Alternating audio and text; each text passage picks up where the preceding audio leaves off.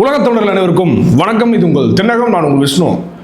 கொக்கி குமார் என்று சொல்லக்கூடிய சுஜித், அதாவது சோசியல் மீடியாவில் தமிழ் தேசிய கருத்தியலையும் நாம் தமிழ் கட்சிக்கு ஆதரவான பல கருத்துக்களையும் அண்ணன் சீமான் அவர்களுக்கு எப்பெல்லாம் தொடர்ச்சியான விமர்சனங்கள் வருதோ, குறிப்பாக சொல்லணும்னா ஈழத்தமிழர்களை வைத்து எப்பெல்லாம் அண்ணன் சீமான் அவர்களை விமர்சனம் செய்யணும், வீழ்த்திடணும்னு நினைக்கிறாங்களோ, உங்களுக்கு தெரியுமில்ல, பல நபர்களை கூட்டு வந்து நிப்பாட்டி சீமான் சொல்வது பொய், சீமான் அப்படி பேசுகிறார், சீமான் ஈழத்துக்கு என்ன செஞ்சார் அப்படின்னு பல பேர் கேள்வி கேட்பாங்க.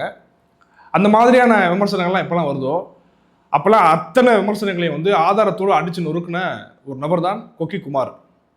தமிழ்நாட்டில் இருக்கக்கூடிய பலருக்கு அவரை தெரியாது நினைக்கிறேன். ஏன்னா எனக்கே பெரிய அளவுக்கு தொடர்பு கிடையாது. ஆனால் சீமான் அவர் கூட தொடர்பு இருந்ததாக சொல்கிறாங்க. மற்றபடி கொக்கி குமார்ங்கிறவர் யாருங்கிறத சொல்கிறாங்க. பிரான்ஸ்ல இருந்து தொடர்ச்சியாக தமிழ் தேசிய கருத்தில் பேசிட்டு இருந்த ஒரு நபர், காலமாட்டின ஒரு இளைஞர் அப்படின்னு சொல்லலாம். அவர் டிக்டாக்ல அதிகமான காணொலிகள் வெளியிட்டு நல்லா ஃபேமஸான ஒரு நபராக இருந்திருக்காரு.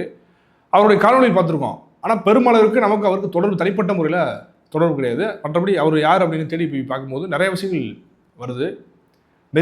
மிகப்பெரிய ஒரு தாக்கத்தை உருவாக்கியிருக்காரு இந்த சுஜித் அப்படிங்கிறவர். கொக்கி குமார்ங்கிற பேரில் இயங்கிட்டு இருக்காரு. டிக்டாக் தளத்தில் டிக்டாக் இந்தியாவில் தடை, ஆனால் மற்ற நாடுகள் இருக்குல்ல, அப்போ அதெல்லாம் பல பேர் பயன்படுத்துகிறாங்க, பல உலகத்தமிழர் பயன்படுத்துகிறாங்க. அப்போ அதில் பல அறிவுபூர்வமான காணொலிகளை போட்டு பெரும் அளவிற்கு தமிழ் தேசிய கருத்தில் கடத்திருக்காருங்க.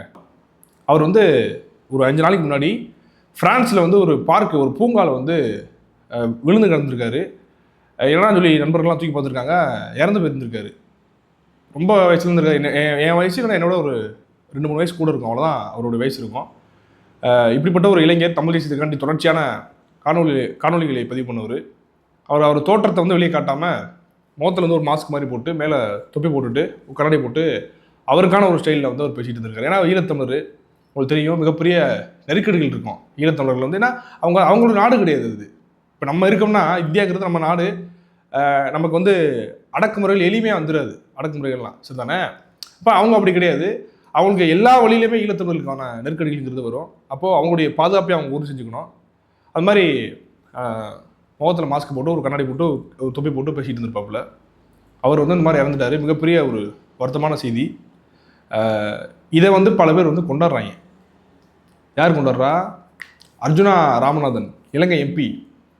இவர் ஒரு வீடியோ போட்டு சுஜித், கொக்கி குமார் என்று சொல்லக்கூடிய அந்த சுஜித் அவர்களை எவ்வளோக்கு எவ்வளோ இழிவுபடுத்த முடியுமோ, எவ்வளோக்கு எவ்வளோ தவறான நபர்னு காட்ட முடியுமோ, அவர் அப்படி பண்ணவர், இப்படி பண்ணவர், காசு வாங்கினவர், அவர் துரோகம் பண்ணவர் அப்படின்னு எப்படிலாம் தவறாக மக்கள்கிட்ட எடுத்து சொல்ல முடியுமோ அந்த மாதிரி இந்த மாதிரியான உளவாளிகள், யாருடைய உளவாளிகள், தமிழகத்திற்கு எதிராக எவெல்லாம் செயல்படுவானோ அத்தனை பேரோடையும் கைகோர்த்து கொண்டிருக்கக்கூடிய இந்த மாதிரி அர்ஜுனா போன்ற உளவாளிகள் இன்றைக்கு கொக்கி குமார் அவர்களை விமர்சனம் செய்கிறாங்க. அவருடைய விஷயத்தை தப்பாக, அவருடைய பிம்பத்தை, அவருடைய செயல்களை தவறாக கொண்டு போய் சேர்க்கிறத பார்க்கும்போது நமக்கு உறுதியாக தெரியுது அவர் தமிழ் தேசியத்துக்காண்டி உண்மையாகவே உழைச்சிருக்காரு. யார்? கொக்கி குமார் அவர்கள் உண்மையாக உழைச்சிருக்காங்கிறது நமக்கு உறுதியாக தெரியுது. அர்ஜுனா தமிழ்நாட்டில் குறிப்பாக அண்ணன் சீமான் அவர்களை பற்றி பேசும்போது ரொம்ப காட்டமாக பேசுனது நான் தான் நினைக்கிறேன்.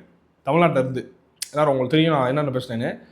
அதுக்காக நம்ம தென்னகா சேனல் இருக்குது பார்த்தீங்களா, தென்னகா சேனலுக்கு கம்யூனிட்டி ஸ்டேக் கொடுத்து அந்த காணொலியை நீக்கி வச்சுட்டாங்க சரிதானே. ஒரு இப்போ நம்ம ஸ்டேக்கில் இருக்குது. அதனால தான் அந்த சேனலில் எந்த வீடியோ போட்டாலுமே ரீச் ஆக முடியுது. அதனால தான் நம்ம புதிய சேனலாக இந்த சேனல் தொடங்கியிருக்கோம். இதில் நம்ம தொடர்ச்சியாக காணொலியில் பதிவு பண்ணிகிட்டு இருக்கோம். அப்போ நம்ம கான்ட்ரவர்சினால பேசக்கூடாதான். அப்படி கோவத்தில் நான் பேசிட்டேன். பல தமிழ்மார்களுடைய பல உலக தமிழர்களுடைய ஒரு ஆதங்கமாக நான் பேசிட்டேன். அப்படி பேசக்கூடாது. அது கம்யூனிட்டிக்கு எதிராக தான் இருக்குது. யூடியூப் விதிமுறைகளுக்கு எதிராக இருக்குது. உங்களுக்கு புரியுமா சொல்லலாம், யூடியூப் விதிமுறைக்கு எதிராக இருக்குது.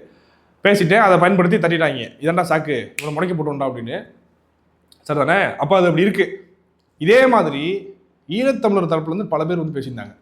அதில் இவரை வச்சு வாங்கி வச்சு செஞ்சது அப்படின்னு கேட்டிங்கன்னா சுஜித், கொக்கி குமார் என்று சொல்லக்கூடிய நம்ம சுஜித் அவர்கள் தான். அப்போ அதெல்லாம் அவனுக்கு, இந்த நபருக்கு யார் அர்ஜுனாவுக்கு ஏதோ போட்டு எரியும் போல் அந்த எரிச்சலை தான் வெளிப்படுத்தியிருக்காப்புல. அதுக்கு பல பேர் டாக்டர் நீங்கள் சிறப்பாக பேசிட்டு இருக்கீங்க அப்படின்னு சொல்லி செல்றைவராக சதற விடுறாங்க. சதற விட்டுட்டோம் எவ்வளோ இருந்தால் பார்க்க தானே போகிறோம். அதாவது தமிழ் தேசிய அதிகாரம்ங்கிறது இன்றைக்கி நம்மகிட்ட இல்லை. இருந்துச்சுன்னா அர்ஜுனா நல்லபடியாக போயிட முடியாதீங்க.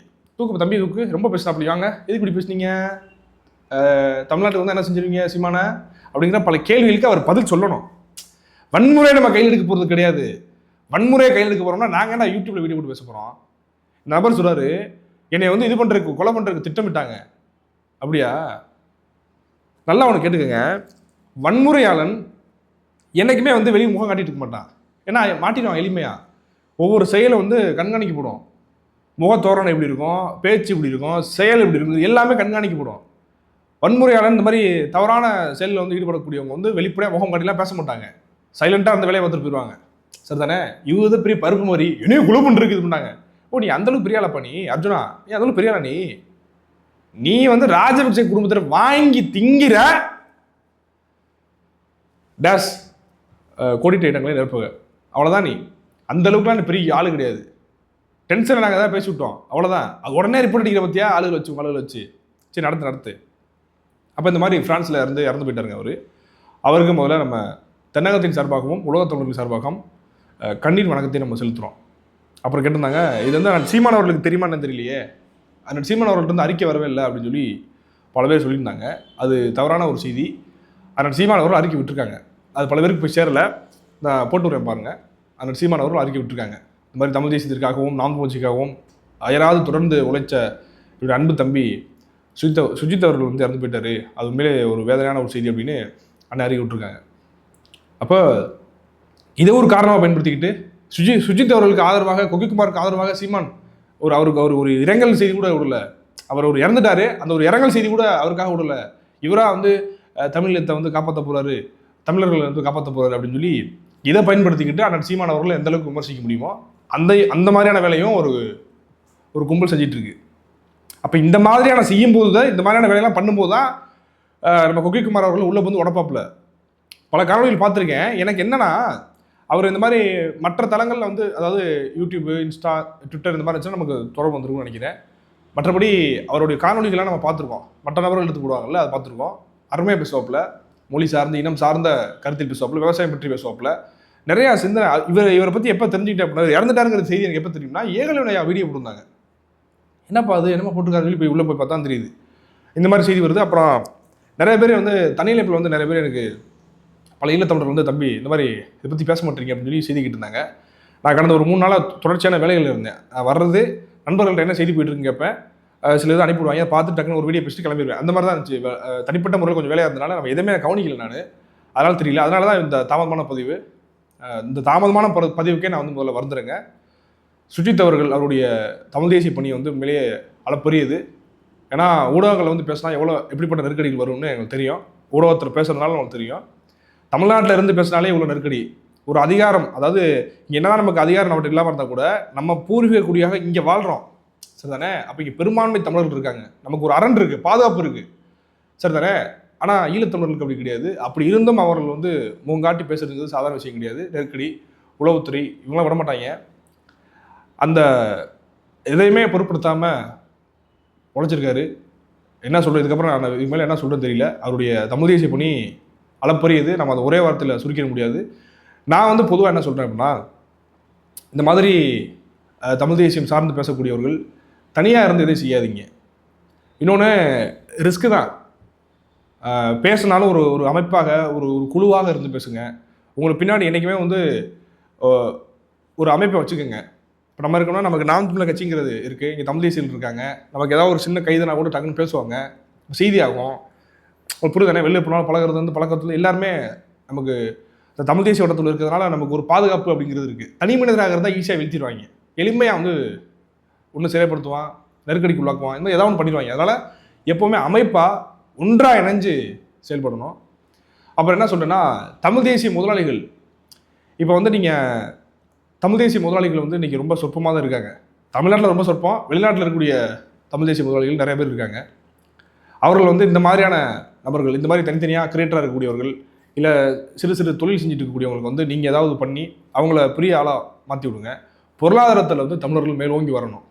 எல்லா இடத்துலையுமே தமிழர்கள் மேலோங்கி வரணும். குறிப்பாக சொல்லணும்னா தமிழ் தேசியர்கள் மேலோங்கி வரணும். ஒரு சாதாரணமாக ஒரு தொழில் பண்ணிட்டு இருக்காரு, அவர்கிட்ட மட்டும் அந்த பொருளாதாரம் இருந்துச்சுன்னா அவர் பெரிய தொழில் பண்ணி பெரிய ஆளாக வந்துடுவார். அப்படின்னா ஒரு தமிழ் தேசிய முதலாளியாக இருந்தீங்கன்னா அவருக்கு வந்து இந்த மாதிரி உங்களால் முடிஞ்ச உதவிகளை பண்ணி கடனாக கூட கொடுத்து கூட அவரை பெரிய ஆளாக்கி ஆக்கி விடுங்க. ஆக்கி விட்டு அவர் 10 பேர் ஆக்கி விடுவாப்புல. இந்த மாதிரி தமிழ் தேசிய முதலாளிகள் பெருமளவுக்கு வரும்போது பாதுகாப்பு வட்டம் கூடும். புரியுதுங்களா உங்களுக்கு? ஏன்னா இன்னைக்கு இங்கே பணம் தாங்க எல்லாம், பணத்தை வச்சு தாங்க எல்லாமே இருக்குது, இங்கே இயங்குது. சார் தானே? ஒருத்தவங்க நாளைக்கு சிறையில் தூக்கி போட்டால் கூட அந்த அவருடைய கேஸை நடத்தி அவர் வெளியே வரணும், அவர் பாதுகாப்பாக அவரை வெளியே கொண்டு வரணும், ஒரு தமிழ் தேசியவாதியை வெளியே கொண்டு வரணும். தமிழுக்காக பேசியிருக்காரு, தமிழர்களுக்காக பேசிட்டு சிறைக்கு போயிருக்காரு அப்படின்னா அவர் வெளியே கொண்டு வரணும்னா அவருக்கு வக்கீல் ஃபீஸு கொடுக்கணும், ஒரு வக்கீல் வைக்கணும், வக்கீல் ஃபீஸ் கொடுக்கணும், அந்த கேஸ் நடத்துறதுக்கு காசு வேணும்.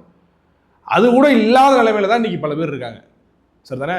அப்போ தமிழ் தேசிய முதலாளிகள் நீங்கள் மேலோங்கி வரும்போது இந்த மாதிரி ஒரு கட்சிக்காகவோ ஒரு அமைப்புக்காகவோ நீங்கள் நிதி கொடுக்கும்போது அது ஒரு பெரிய பலமாக இருக்கும். நீங்களே இப்போ தமிழ் தேசிய முதலாளிகள் இந்த மாதிரி பெரிய பெரிய நிறுவனங்கள் நடத்துனீங்க அப்படின்னா அங்கே தமிழர்களுக்கு வாய்ப்பு கொடுப்பீங்க, தமிழ் தேசியர்களுக்கு வாய்ப்பு கொடுப்பீங்க. அதை வைத்து தமிழ் தேசியத்திற்கான ஒரு வளர்ச்சியில் ஏதோ ஒரு விஷயத்தை பண்ண முடியும். எல்லாமே இங்கே பணமாக தானே இருக்குது. சுஜித் போன்ற 1000 நபர்களை நம்ம உருவாக்க முடியும். சில பேர் பேச தயாராக இருக்காங்க, அதற்கான அந்த ஒரு மைக் வாங்குறது, ஒரு கேமரா வாங்குறது, நான் ஒரு ஆளை எப்படி பண்ணுறது, ஒரு 4 பேர் நான் சேர்ந்து நல்லா இருக்குமே அப்படின்னும் போது நீங்களே ஒரு 5 பேர் சேர்ந்து அவங்களுக்கு ஒரு ஏற்பாடு பண்ணி கொடுத்து ஒரு ஸ்டூடியோ மாதிரி போட்டு கொடுத்து, தம்பி தமிழ் தேசியத்துக்காண்டி பேசுங்கப்பா அப்படின்னு சொல்லலாம், ஒரு கருத்தில் பரப்புரை செய்யுப்பா அப்படின்னு சொல்லலாம். இல்லைனா நீங்கள் பார்க்குறீங்க பாடகர்கள் எத்தனையோ பேர் இருக்காங்க, இப்போ சமீபத்தில் உருவாகிட்டு வந்துட்டு இருக்காங்க. முருகன் பாட்டு கூட ஒருத்தர் பண்ணப்பில்ல, அந்த மாதிரி பல பேர் இருக்காங்க. ரத்தி ஆதித்யனா அவரும் இருக்காப்புல, அருமையாக படுவாப்புல. இந்த மாதிரி தமிழ் தேசிய சிந்தனை கொண்ட நபர்களை வளர்த்துவதற்கு அவங்களுக்கு ஸ்பான்சர் பண்ணலாம். இப்போ அவங்க போய் என்ன பேசுகிறாங்க, அங்கே வளர்ந்ததுக்கப்புறம் வளரும் போது தமிழ் தேசியத்தை பேசினா கஷ்டமாக இருக்கா? அவன் ஆனால் தமிழ் தேசியவாதி நமக்கு தெரியுதா? அவனை வளர்த்து விட்ருங்க, வளர்ந்ததுக்கப்புறம் தமிழ் தேசியம் பேசட்டும். ஒரு புகழ்பெற்ற பாடகராக இருக்கார் ஒருத்தர், அவர் போய் என்னுடைய தேசிய தலைவர் அப்படின்னு சொல்லும்போது நமக்கு நல்லது தானே, இந்த கருத்தில் பரவும்ல. ஏன்னா ஆரம்பத்தில் தமிழ் தேசியம் சொன்னால் வளரவே விட மாட்டாங்க, காலி விட தான் பார்ப்பாங்க. அப்போ இந்த மாதிரி எல்லா தளங்கள்லையும் தமிழ் தேசிய சிந்தனை கொண்டவர்களுக்கு முக்கியத்துவம் கொடுத்து ஏற்கனவே இருக்கக்கூடிய தமிழ் தேசிய முதலாளிகளாக இருக்கட்டும், தமிழ் தேசிய நிறுவனங்கள் வச்சிருக்கக்கூடியவர்களாக இருக்கட்டும், தமிழ் தேசிய உணர்வு கொண்டவர்களாக இருக்கட்டும், நம்ம மாதிரி நம்ம ஆட்களுக்கு நீங்கள் வாய்ப்பு கொடுங்க. சுஜித் போன்ற 1000 நபர்கள் நம்ம உருவாக்கணும். அப்போ தான் ஒரு ஆளை உருவாக்கும் போது என்னென்னா நடக்கலாம். இவர் மட்டும் தான் இருக்காப்லையா, இவர் மட்டும் தானா, இவர் தட்டிட்டா முடிஞ்சா அப்போ தட்டுறாருமாங்க. சுஜித் அவர்களுடைய மரணத்தில் பல சந்தேகங்கள் இருக்கிறது. பல பேர் கேட்குறாங்க, எப்படிங்க சின்ன பையன் எப்படிங்க இறந்து இருப்பாப்புல அப்படின்னு. அது எனக்கு தெரியல, நமக்கு தெரியல, அதை பற்றி முழுமையாக தெரியல. ஆனால் பல உறவுகளை மட்டும் சொல்கிறது, பாதுகாப்பாக இருங்க, ஊடகங்கள் பேசும்போது உங்களை தட்டி விட பார்ப்பாங்க அப்படின்னு. தட்டி விடலாம், இதுக்கெல்லாம் பயந்தா நம்ம நிற்க முடியாது, இந்த காலத்தில் நிற்க முடியாது. அது நெருக்கடிகள் வரும், அடக்குமுறைகள் வரும், எல்லாமே வரும். ஆனால் அதில் சந்தேகம் இருக்குது. அப்போது எல்லாத்தையும் தாண்டி நம்ம நிற்கணும் அப்படின்னா நமக்கு ஒரு அமைப்பு வேணும், ஒரு குழு வேணும். இந்த மாதிரி குழுவாக இணைஞ்சு செயல்படுங்க. வெளிநாட்டில் இருக்கக்கூடியவர்கள் குழுவாக இணைஞ்சு செயல்படுங்க. தமிழ்நாட்டில் இருக்கக்கூடியவர்களுமே குழுவாக, ஒரு அமைப்பாக, ஒரு இயக்கமாக, ஒரு கட்சியாக இருந்து செயல்படும் போது தான் உங்களுக்கு பாதுகாப்பு. இன்றைக்கி தமிழ் தேசியம் பேசக்கூடியவர்களே சொற்பத்தில் சொற்பம் சரிதானே, அதுலேயும் ஒருத்தர் இல்லை அப்படிங்கும்போது ரொம்ப வருத்தமாக இருக்குது. வேறு என்ன சொல்கிறேன்னு தெரிலங்க. தமிழ் தேசியம் பேசக்கூடியவர்கள் பெருமளவுக்கு எல்லா தளங்கள்லையுமே ஆளுமை செலுத்தணும். எல்லா தளங்கள்லையும் சொல்கிறேன் நான். ஒரு டீ கடையில் போய் டீ குடிக்க போகிறோமா, அந்த கடை வச்சிருக்கிறவர்கள் கூட தமிழ் தேசிய முதலாளியாக இருந்தால் எப்படி இருக்கும்? நான் சமீபத்தில் முள்ளிவாய்க்கால் முற்றத்துக்கு போயிருந்தேன். இங்கேனா தஞ்சாவூரில் இருக்குது சரிதானே. அங்கே நான் போனால் அந்த முற்றத்துக்கிட்ட இருக்குது, அந்த தஞ்சாவூர் முள்ளிவாய்க்கால் முற்றத்துக்கு போகிறதுக்கு முன்னாடி ஒரு வளைவு வரும். அது பார்த்தா கல்லூரி இருக்கும், கல்லூரிக்கு ஏற்ற மாதிரி தான் அது இருக்குது. அங்கே வளையும் போது பார்த்தோம்னா பாலச்சந்திரனுடைய படத்தை போட்டு தேனீரகம், பாலச்சந்திரன் தேனீரகமாக ஏதோ ஒன்று போட்டுருந்துச்சு தமிழில். நான் எதுக்கு அதை சொல்கிறேன் அப்படின்னா, அதை பார்த்தோன்னே எனக்கு தெரியுது தமிழ் தேசிய உணர்வு கொண்டு வந்து இந்த கடை வச்சுருக்காரு அப்படின்னு.